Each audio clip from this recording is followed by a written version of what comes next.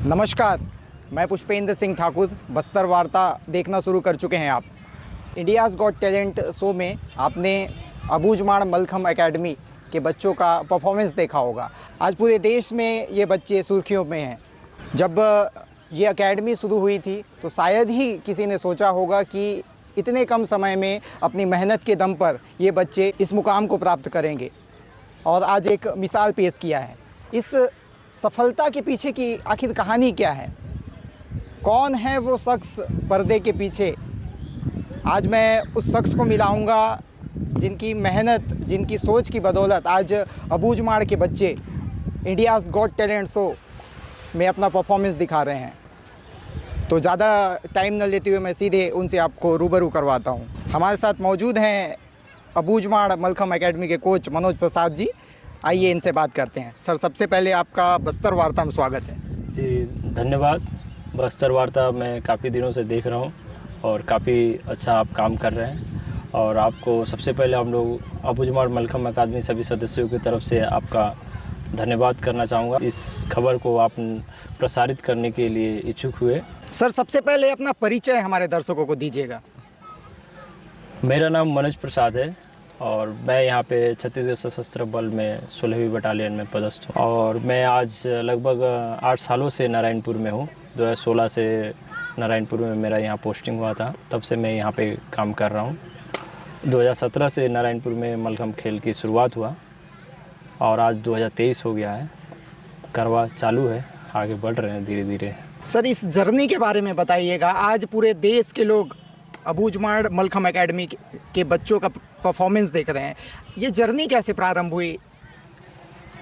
ये नारायणपुर छत्तीसगढ़ अबूझमाड़ के लिए गौरवान्वित कर देने वाली ये बात है कि महानगरी, भारत की महानगरी कहे जाने वाला बॉलीवुड का चेहरा तक, बॉलीवुड तक जाने की सफ़र में बच्चों की बहुत ज़्यादा संघर्षमय जीवन रहा है।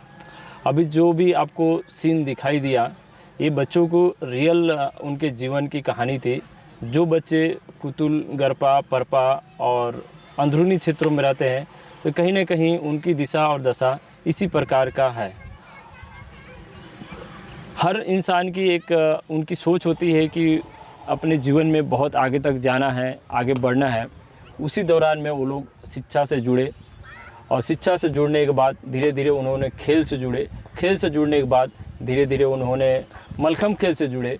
तो मलखम खेल से जुड़ने के बाद उनके अंदर में एक पॉजिटिव एनर्जी आना चालू हो गया, क्योंकि मलखम खेल के माध्यम से उनको पूरे भारत में हर एक राज्य में, हर एक जगहों पे जाने को मौका मिला, हर एक लोगों से मौका मिला, हर एक अच्छे से अच्छे लोगों से उनको बात करने के लिए मौका मिला। तो उनके सपने भी उसी प्रकार से धीरे धीरे आगे बढ़ते चला गया। मलखम खेल एक लाइफ चेंजर गेम है। मलखम खेल से पूरी आपकी सोचने की क्षमता है अलग टाइप की हो जाती है। इसको समझने की ज़रूरत है हमें कि मलखम खेल को सिर्फ और सिर्फ एक खेल नहीं है, उसके माध्यम से बहुत सारे चीज़ें आपके सकारात्मक होना चालू हो जाता है। जैसे जैसे आपके शरीर में शारीरिक ढांचा में बदलाव आती है, उस प्रकार से आपके मानसिक तरीके में भी बदलाव आना चालू हो जाता है। तो बच्चों के भी सपने जो थे, कहीं ना कहीं जब अपने गांव में रहते थे तो उनकी सपने इस प्रकार की नहीं होता होगा कि इतने बड़े शहर में जाएंगे, इतने बड़े बड़े बिल्डिंगों में जाएंगे, इतने बड़े सुपरस्टार बादशाह जी से मिलेंगे, शिल्पा जी से मिलेंगे, और भी बहुत बड़े बड़े स्टार से इन फ्यूचर वो लोग मिलने वाले हैं, जिसका आने वाला वीडियो में आपको देखने को मिलेगा। बहुत बड़े बड़े स्टार हो गया, मतलब बॉलीवुड के देखा जाए तो जितने भी बड़े बड़े स्टार हैं, मेरे ख्याल से इंडियाज़ गॉट टैलेंट में आते हैं, मिलते हैं उनसे बहुत उनको एक्सपीरियंस होता है। तो बच्चों ने 2017 से अभी तक देखा हूँ जर्नी में, उन्होंने अपने जीवन में बहुत संघर्ष किया। एक एक बच्चे 4-4 साल, 5-5 साल अपने घर तक नहीं गए हैं। इसका कारण ये था कि उनके दिमाग में एक चीज़ क्लिक हो गया था कि मुझे अपने अबूझमाड़, अपने माँ पिताजी को तो अच्छा जीवन देना ही है, उसके साथ साथ अबूझमाड़, नारायणपुर और छत्तीसगढ़ को एक विश्व स्तरीय एक नाम भी देना है, ताकि हम भी कुछ अपने जीवन में इस क्षेत्र के लिए, अपने गांव के लिए, अपने समाज के लिए, अपने समुदाय के लिए कुछ अच्छा कर पाए।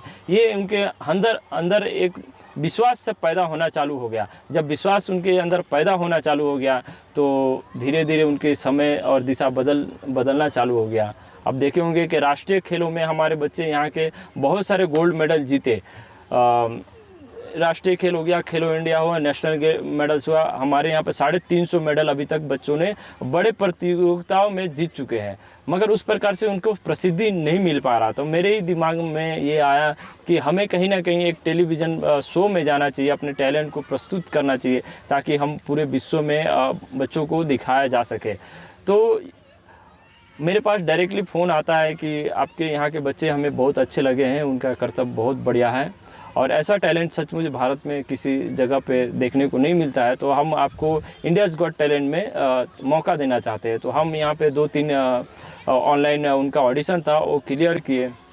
क्लियर करने के बाद उनकी टीम यहाँ पर आई, सारे चीज़ कवर किया, उसके बाद जाकर बच्चे वहाँ तक पहुँच पाए हैं। और इसके पीछे उन्होंने भी अपना जीवन का बहुत कीमती समय गंवाया है, जिसका फल है कि आज वो भारत का नहीं बोला जा सके, पूरे विश्व का सबसे बड़ा talent show India's got talent में जाकर प्रेजेंटेशन दे रहे हैं। सर, जब आप लोगों ने मलखम स्टार्ट किया तो क्या परेशानियाँ आई, कितनी मुश्किलों का सामना करना पड़ा, इसके बारे में बताएंगे? मलखम शुरुआत यहाँ से रामकृष्ण मिशन का भी मैं बहुत बहुत धन्यवाद देना चाहूँगा। तो रामकृष्ण मिशन आश्रम से हमारा मलखम खेल शुरुआत हुआ। मैं वहाँ पे 3 सालों तक लगातार जाकर सुबह शाम फ्री ऑफ कॉस्ट हम लोग अपने प्रशासन के उनके मददों से मैं वहाँ पे जाता था। फिर यहाँ से 10 किलोमीटर दूर देवगांव है, पोटा के बिन, वहाँ जाता था। यहाँ कस्तूरबा बालिका स्कूल है, वहाँ जाता था। मैं ये तीनों स्कूल में जा के ट्रेनिंग देता था। उस दौरान मैं एसटीएफ में था, तो काफ़ी दिक्कतें होती थी। उस समय गश्त भी करना है आपको, आने के बाद फिर स्कूलों में जाके बच्चों को तैयार करना है, क्योंकि जब हम पहली बार कंपटीशन बिल्लुपुरम में गए थे तो वहाँ का दिशा और दशा छत्तीसगढ़ का देखकर बहुत बुरा लगा था। मेरे तो आंसू आ गए थे उस समय में, क्योंकि हम जिस क्षेत्र में जिस जगह पे आ जाते हैं, जिस जगह से हमारा पेट और रोजी रोटी चलता है, तो ज़रूरी ये भी है कि उस रोजी रोटी के लिए हमें उस क्षेत्र का भी नाम करना चाहिए, उस क्षेत्र के लिए भी कुछ काम करना चाहिए। तो वहाँ पर जिसे बहुत बुरा हाल था हमारा, देखा जाए तो काफ़ी पीछे में हम लोग थे। तो वहाँ पे एक निर्णय लिया कि नहीं, हमको कुछ तो करना होगा। तो उस समय से जैसे मैं यहाँ पर आया, यहाँ पे बहुत सारे लोग भी मलखम खेल के साथ जुड़े, जैसे आकाश जैन जी है, अमित मंडल जी है और रमेश दुगा सर हैं, और भी बहुत सारे नारायणपुर के लोग हमारा हेल्प किए, साथ दिए, मानसिक रूप से हमको सपोर्ट दिए। इसके अलावा शासन प्रशासन का भी हमें पूरा सहयोग मिला। यहाँ पे दीपक साव सर है, उनका पूरा भरपूर सहयोग मिला। जितने एसपी सर, कलेक्टर सर यहाँ पर आए, उनका भरपूर सहयोग मिलते गया, हम काम करते गए। तो उस समय जर्नी ऐसा था कि 3 दिन हमें ड्यूटी जाना होता था, 3 दिन, और वहाँ से जैसे आता था मैं स्कूल भाग के रामकृष्ण मिशन जाता था, कभी देवगांव जाता था, कभी कस्तूरबा बालिका स्कूल जाता था। तो करते करते बहुत बच्चों ने मेहनत किया। मैं कभी यहाँ से 4 बजे जाता था, 7 बजे तक ट्रेनिंग देता था, फिर आता था, फिर जाता था, फिर मतलब दिन में 4 बार 5 बार जाना आना लगे ही रहता था। और 8 साल हो गए हैं, अभी तक अपने पर्सनली छुट्टी में घर नहीं गया हूँ। इसका कारण यही है कि इस क्षेत्र का, इस चीज़ों का डेवलपमेंट होना चाहिए। खेल में बहुत बड़ी दुनिया है जिसको लोग अभी भी समझ नहीं पाए हैं। खेल आपकी सोच को, समझ को बढ़ाने में बहुत ज़्यादा मदद करता है, ये भी चीज़ें समझ नहीं पा रहे हैं। मगर उसका एक उदाहरण है कि अबूझमाड़ के बच्चे आज यहाँ तक गए हैं, और मुझे 100% ये आपको बताते हुए, जाहिर करते हुए खुशी होता है कि इससे भी बड़ा मंच जो है America got talent, Britain got talent और भी इटालियंस गॉट टैलेंट, वहाँ पर भी ये बच्चे अपने कदम जरूर रखेंगे इस शो के बाद में। मनोज जी, आप एसटीएफ में थे, उसके बाद कैसे ख्याल आया कि बच्चों को मलखम सिखाना चाहिए, और आप समय कैसे निकालते थे अपनी ड्यूटी के बीच से? मैं भी बचपन से स्पोर्ट्समैन हूँ और मैं एथलेटिक्स का नेशनल प्लेयर्स हूँ, बहुत सारे मेडल जीता हूँ। और मैं 18 साल 6 महीने में 3 जॉब लगा लिया था उस समय में, एयरफोर्स, आर्मी और ये छत्तीसगढ़ सशस्त्र बल। इसका कॉल लेटर पहले आया तो मैं चला गया था। हमारे जब जर्नी था, हम जब एथलेटिक्स लाइफ में थे, जब हम खेलते थे, पढ़ते थे, हमारे समय पे भी हमको 200 रुपये का जूता के लिए तरसना पड़ता था। हम भी 200 रुपये का जूता पहनने के लिए फटा हुआ जूता पहन कर रनिंग करते थे। हमारे पास स्पाइक्स नहीं होते थे जो 1000-1200 के नॉर्मल यदि खरीदा जाए तो 1000-1200 के आते थे। वो सब भी खरीदने के लिए कहीं ना कहीं हमें पेरेंट्स को बहुत रिक्वेस्ट करता है, नहीं मिलने से हम जाकर, मैं खुद बता रहा हूँ अपना एक्सपीरियंस कि मैं एक समय में टिफ़िन का डिलीवरी का भी काम किया हूँ। एक होटल से मैं टिफ़िन लेता था, हॉस्टलों में पहुँचाता था, उससे मेरे को 3000 रुपये मिलते थे। उस 3000 का जूता भी खरीदा हूँ। ऐसा भी है कि खड़गपुर से मेदिनीपुर से हावड़ा का डिस्टेंस 200 किलोमीटर है और शॉर्ट लेग स्टेडियम वहाँ से जाना एक बहुत बड़ी चुनौती होता था। तो हम लोग 20 रुपया लेकर भी, उस समय में 20 रुपया मैं लेकर ट्रेनिंग करने के लिए सुबह 1 बजे रात में मैं उठता था, खाना बनाता था अपने लिए और जाता था, ट्रेन पकड़ता था, वो भी विदाउट टिकट देखा जाए तो, और हावड़ा पहुंचते थे। फिर वहाँ से 10 रुपया हम लोग बस वाला को देते थे, 10 रुपया आने का और 10 रुपया जाने का। इतना ही 20 रुपया पकड़ के हम जाते थे सिंथेटिक ट्रैक में दौड़ने के लिए। वहाँ दौड़कर हमने और राज्य में और राष्ट्रीय में मेडल जीता। तो हमारा भी जीवन ऐसा नहीं रहा। उस समय ही कसम ऐसा खा लिए थे कि यदि मेरे लाइफ में कुछ अच्छा बदलाव आता है और मैं यदि पैसा कमाता हूँ या नौकरी करता हूँ तो मैं, मेरे से जो हो सकता है, मैं ऐसे बच्चों को आगे ज़रूर लेकर आऊँगा जिनको नीडेबल है, जिसको चाहिए, ऐसे लोगों को मुझे मदद करना है, मुझे उनको आगे लाना है। जो मेरे जीवन में दिक्कत हुआ जिसकी वजह से मैं आगे का अपना खेल नहीं खेल पाया। मेरा भी सपना था कि मैं भी एशिया खेलूँ, ओलंपिक तक जाऊँ, गोल्ड मेडल जीतूँ। मेरा जो सपना पूरा नहीं हो पाया, कहीं ना कहीं मैं वो सपना इन बच्चों के अंदर में देख रहा हूँ और वही एक मकसद है कि मैं इन बच्चों के पीछे काम करने के लिए दिन रात पूरा जीवन अपना समर्पित करने के लिए तैयार हूँ। जब आपने मलखम स्टार्ट किया तो क्या आपने कभी सोचा था कि हम आपकी team India's got talent show जैसे शो में आप लोग परफॉर्म करेंगे? जिस दिन मैं इस क्षेत्र में आया था और जिस दिन से मैं इस क्षेत्र में गश्त कर रहा हूँ, जिस दिन से मैं बस्तर की हर कोने में मैं जा चुका हूँ, उसी दिन से मुझे यकीन हो गया था कि यहाँ के लोगों में, यहाँ के बच्चों में कुछ नहीं, बहुत ख़ास बच्चे हैं, बहुत ख़ास लोग हैं। इनमें ईमानदारी है, इनमें मेहनत है, इनमें जज्बा है। जो पहले जनरेशन को लोग हैं, इनमें किसी प्रकार की कमी नहीं है। ये बहुत दूर की तक जा सकते हैं जिसका हम कोई कल्पना नहीं कर सकते हैं। जैसे आज देखा जाए कि उसेन बोल्ट जिस क्षेत्र से आते हैं वो भी एक आदिवासी क्षेत्र है, वो भी आदिवासी लोग हैं, जमाइका के लोग। आज जमाइका के लोग हर एक दिशा में, हर एक क्षेत्र में आप देखिए नंबर 1 चल रहे हैं। हर एक इवेंट में वो नंबर 1 चल रहा है क्योंकि ऐसे ही क्षेत्र से वो भी आते हैं। तो इस क्षेत्र में, इस क्षेत्र के बच्चों में किसी भी प्रकार की कोई कमी नहीं है। अब जब आदमी जिद्दी हो, उसके पास बल हो, तो वो दुनिया का किसी भी काम को करने के लिए तैयार हो सकता है। बच्चे का डेवलपमेंट का जो हम 18 साल तक होता है, 19 साल 20 साल में आदमी साइंटिस्ट बन जा रहा है, 19 साल 20 साल में आदमी ओलंपियर बन जा रहा है, गोल्ड मेडल लेकर आ रहा है।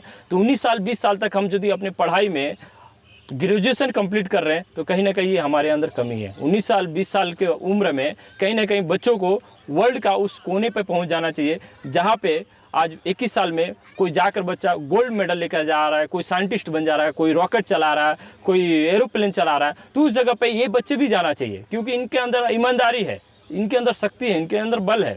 यही एक सपना था कि इस क्षेत्र में कोई कमी नहीं, इस बच्चों में कोई कमी नहीं, बस हमारी सोच में थोड़ी सी कहीं ना कहीं कमी है।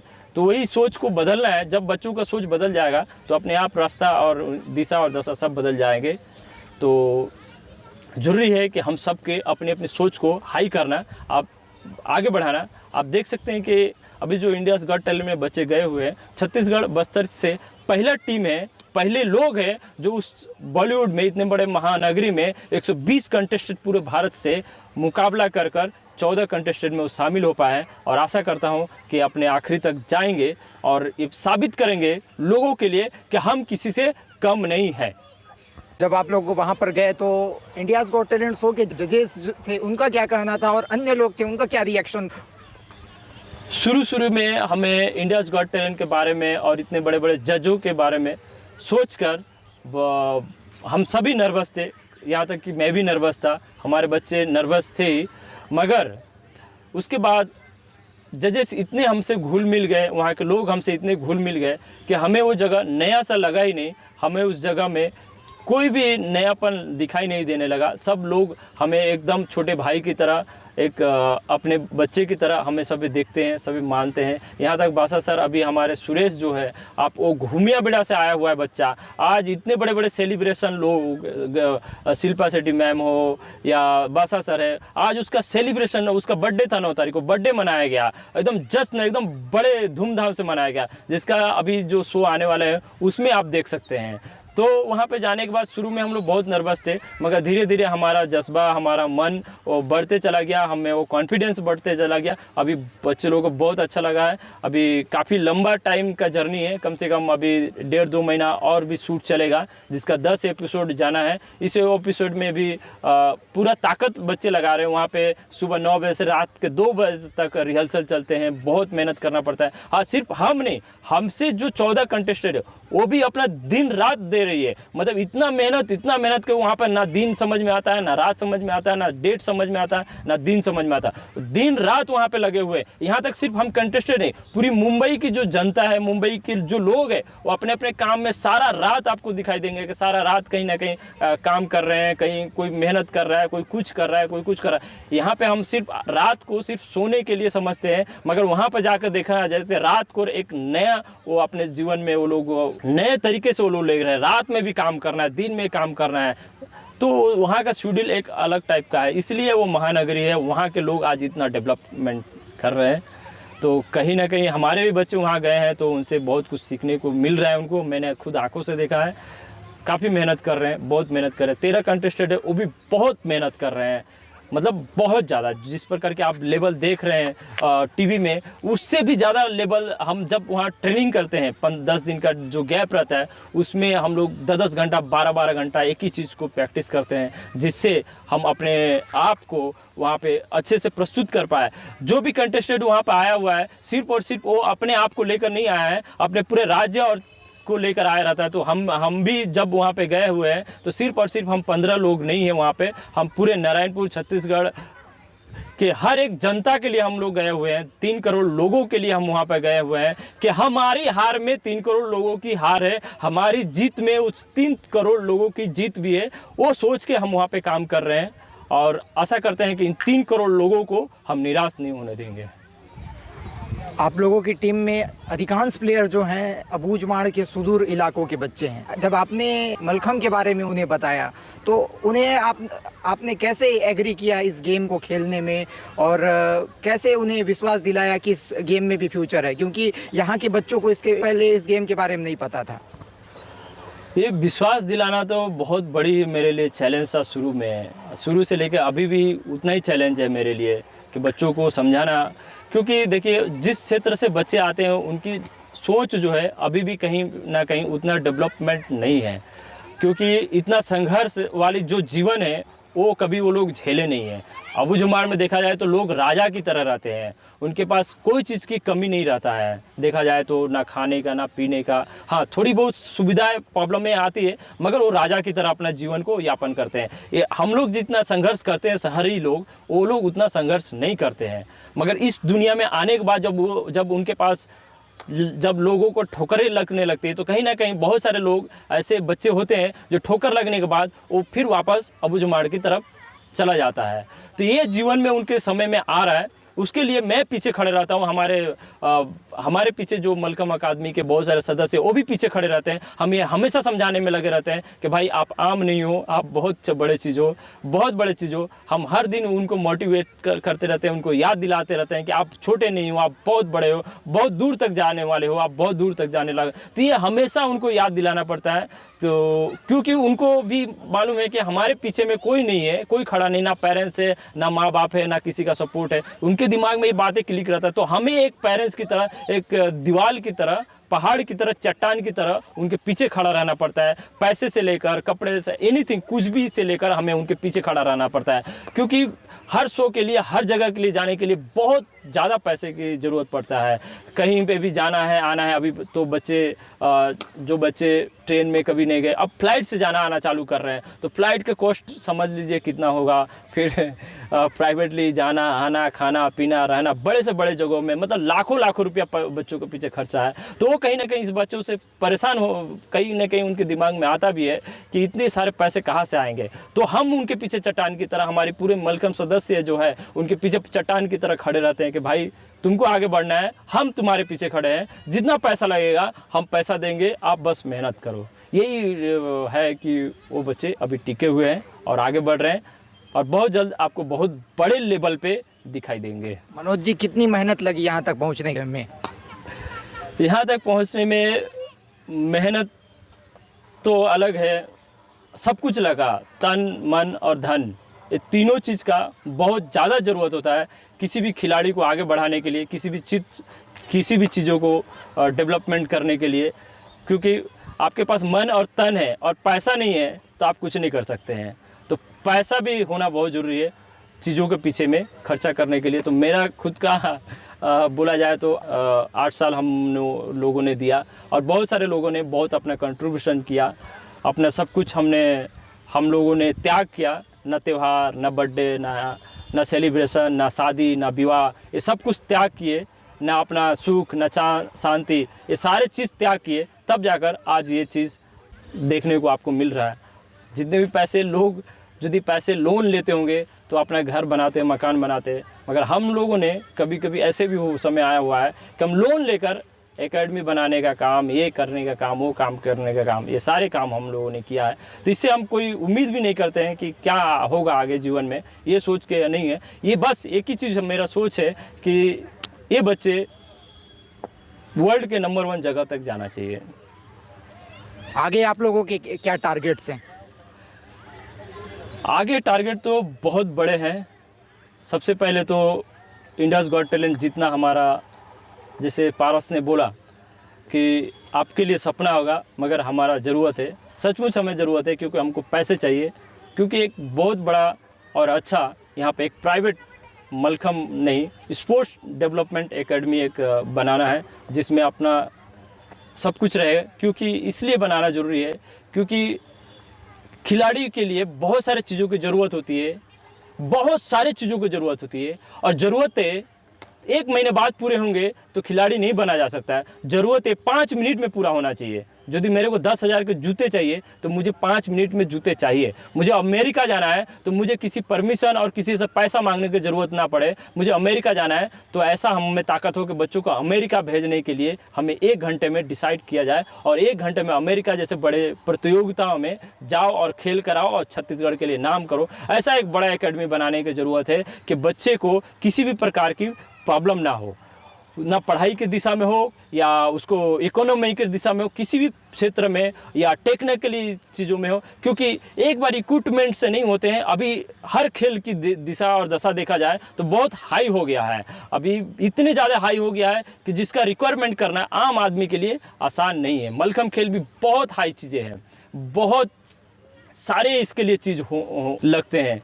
सबसे पहले तो आपको 24 घंटे के लिए एक इंडोर बहुत बड़ा हॉल चाहिए जिसमें एक बहुत अच्छा एसी भी चाहिए ताकि बच्चे 24 घंटा अपना मेहनत कर पाए। 24 घंटा में 10 घंटा तो मेहनत करे और बाकी के 14 घंटा में अपना ज़रूरतों का काम करें, तब जाकर हम वर्ल्ड लेवल की सपना देख सकते हैं, वर्ल्ड लेवल के ओलंपिक लेवल की सपना देख सकते हैं। क्योंकि मैं जब स्पोर्ट्स में रहा हूं तो मैं अपने जीवन में उस चीज़ों को देखा हूं, घटनाओं को देखा हूं कि बच्चे लोग कैसे मेहनत करते हैं एशिया गेम जाने के लिए। वर्ल्ड हम लोग 12 बजे दोपहर में जून जुलाई के दिन में जब टेम्परेचर 40 डिग्री रहती थे तो हमारा कोच वो ग्राउंड में उतारता था।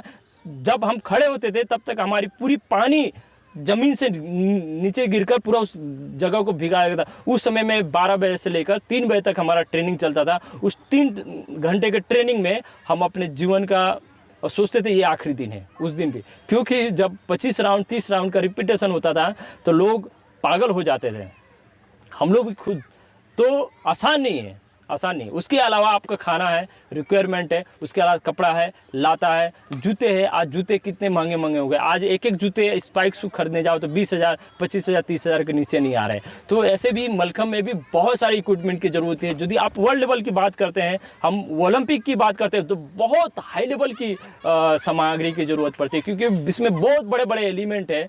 जब बड़े बड़े एलिमेंट जाते हैं तो उनको सुविधा भी ऐसा ही देना पड़ता है। सुविधा नहीं देंगे तो बच्चे इंजोर्ड होंगे, लग सकता है उनको, और एक बार बच्चे इंजोर्ड हुए तो बहुत टाइम लगता है उसको रिकवरी करने में। तो इंजोर्ड से बचने के लिए उनको बहुत सारी चीज़ों की ज़रूरत पड़ती है। तो इसके लिए हमें एक अच्छा प्राइवेट एकेडमी बनना चाहिए, जिसमें 24 घंटा प्रैक्टिस होना चाहिए। ये नहीं कि टाइमली है 2 घंटा सुबह 2 घंटा शाम, नहीं। ऐसा करने से आप ओलंपिक में नहीं जा सकते हैं। हाँ, राज्य लेवल में गया था, नेशनल में गया था, मैं खेला था, मैं वहाँ से सर्टिफिकेट पाया हूँ, ये कर सकते हैं, मगर मेडल नहीं मिल सकता है। मेडल के लिए आपको दिन के 10 घंटे आपको देना पड़ेगा, टाइम देना पड़ेगा। 10 घंटा यदि आप टाइम देने के लिए है तो आपको इंडिया में ही नहीं, ओलंपिक में गोल्ड मेडल मिलेगा। क्योंकि हम लोग उस लेवल की ट्रेनिंग देख चुके हैं, उस दुनिया से हम लोग वापस आए हुए हैं कि जिस दुनिया में कुछ दुनिया नाम का कोई चीज़ होता ही नहीं है, खाली खेल ही जीवन होता है, उस दुनिया से भी हम वापस आए हुए हैं। तो हमें मालूम है कि खिलाड़ी को कैसे आगे बढ़ाना है। हम ऐसे नहीं बढ़ा सकते सुबह 2 घंटे शाम को 2 घंटे, इम्पॉसिबल, कभी नहीं हो सकता है। यदि एक IAS बनने के लिए हमें 17 घंटा 18 घंटे पढ़ने पड़ते हैं इंडिया में, इंडिया लेवल पे, जब आप पूरे 8 बिलियन लोगों में आप फाइट करने जाएंगे, पूरे वर्ल्ड 200 कंट्री में आप फाइट करने के लिए सोच रहे हैं, तो क्या आप 2 घंटा सुबह 2 घंटा शाम से होगा? नहीं होगा। तो बड़े बड़े जो एथलीट्स हैं, तो कभी उनकी हम इंटरव्यू सुनेंगे तो देखेंगे, माइकल फिलिप्स से 4 साल तक, आज ओलंपिक खत्म हुआ, कल वो चाइना बेजिंग पहुंच गया, बोलता है कि मुझे 8 गोल्ड मेडल चाहिए। 7 गोल्ड मेडल लेने के बाद भी वो आदमी खुश नहीं है, क्योंकि वो जुबान से बोल चुका था कि मुझे 8 गोल्ड मेडल लेना है। और आज ओलंपिक खत्म होता है, कल वो आदमी चाइना बेजिंग पहुंच जाता है और दिन के 12 घंटा पानी में स्विमिंग करता है, और आने वाला 4 साल के बाद उसने ओलंपिक में 8 गोल्ड मेडल जीत के इतिहास रच दिया। हम भारत के अभी तक जितना उनका गोल्ड मेडल है, 30 गोल्ड मेडल जीते हैं, अभी तक हम उनका आधा भी बराबरी नहीं कर पाए हैं। कारण यही है कि हम लोग की सोच थोड़ी अलग टाइप की है। जो आउट ऑफ कंट्री में लोग काम कर रहे हैं, उनकी सोच काफ़ी अलग टाइप की है सोच, और सपनों के पीछे वो लोग पागल है, इसलिए आज हर वो काम में आगे बढ़ रहे हैं। कहीं ना कहीं हमें भी उनको फॉलो कर रहा हूँ, हम भी उनका फॉलो कर रहे हैं, और बच्चे को भी फॉलो कराने की कोशिश कर रहे हैं कि देखो भाई, बहुत मेहनत है, बहुत मेहनत है। उतने दूर तक जाना, आपको 140 करोड़ लोगों में से 1 नंबर बनना इतना आसान नहीं है बेटा। बहुत मेहनत करना पड़ेगा, बहुत संघर्ष करना पड़ेगा, बहुत ठोकरें खाने पड़ेंगे। तो इसके लिए तैयार हो जाओ। यदि वर्ल्ड में नंबर 1 जाना है तो बहुत मेहनत करना है। उसके पीछे हम सब नारायणपुर, छत्तीसगढ़ कहीं ना कहीं तुम्हारे साथ है, आगे बढ़ो। आखिरी सवाल Manoj ji, India's got talent show में जाने के बाद आप लोगों की लाइफ में क्या चेंजेस आएगा, और उन खिलाड़ियों की लाइफ में क्या कुछ चेंजेस आएगा? देखिए, सबसे बड़ा बदलाव इंसान के दिमाग में बदलाव होना चाहिए। जब इंसान के दिमाग में बदलाव आ जाए, वो अपने आप को बस समझ ले कि मैं किसी से कम नहीं हूँ, यही बड़ी बात है। उसके बाद वो तो इतिहास रच के रख देगा। अभी देखा जाए तो हम लोग नॉर्मल इंसान, पहले हम लोग, छोटी सी एक सोशल मीडिया की ही बात बताता हूँ, हम लोग वीडियो डालते थे तो पहले 50-100 आदमी देखते थे, मगर आज 1 मिलियन 1.5 मिलियन लोग देखना चालू कर दिए हैं। जिस दिन शो ख़त्म हुआ उस दिन हज़ारों लोगों का फ़ोन आता है।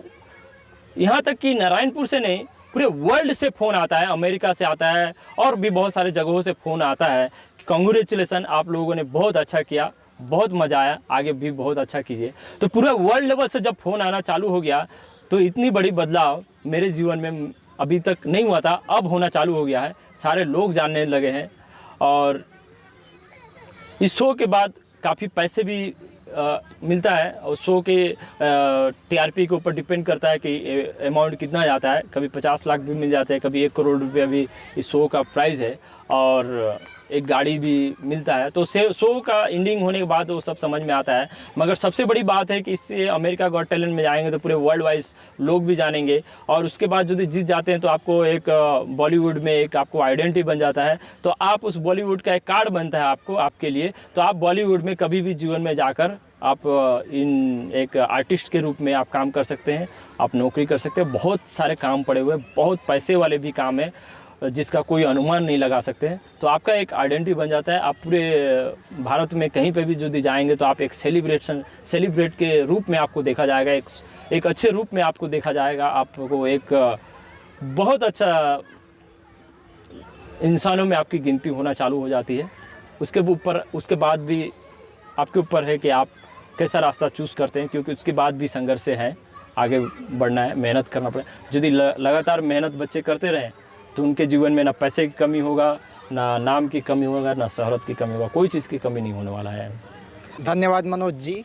ये थे मनोज प्रसाद जी। भारत में हम कई गुरु और शिष्य की कहानियाँ सुनते हैं। अबूझमाड़ के गुरु हैं जिन्होंने अबूझमाड़ के बच्चों को इंडियाज़ गॉट टैलेंट शो तक पहुंचाया है, साथ ही नेशनल गेम्स में कई मेडल्स दिलाए हैं। अबूझमाड़ के बारे में आपको बता दूं कि यहाँ का जो मेला है, अबूझमाड़ का विश्व प्रसिद्ध मेला, साथ ही यहाँ का जो रहन सहन, यहाँ की संस्कृति और यहाँ का जो प्राकृतिक सौंदर्य है वो विश्वविख्यात है। मगर अब इसमें एक और अध्याय जुड़ने जा रहा है, वो है मलखम। तब लोग नारायणपुर अबूझमाड़ को भी मलखम के नाम से जानने लगेंगे। अगर आपको लगता है कि इन विषयों पे भी चर्चाएं होनी चाहिए, अगर आपको हमारे वीडियोस पसंद आते हो तो आप हमारे चैनल को सब्सक्राइब कर सकते हैं। साथ ही अगर वीडियो अच्छा लगता है तो वीडियो को शेयर कर सकते हैं। हमारे साथ कैमरामैन के रूप में मलखम कोच सौरभ पाल जी थे, उनका भी बहुत बहुत धन्यवाद।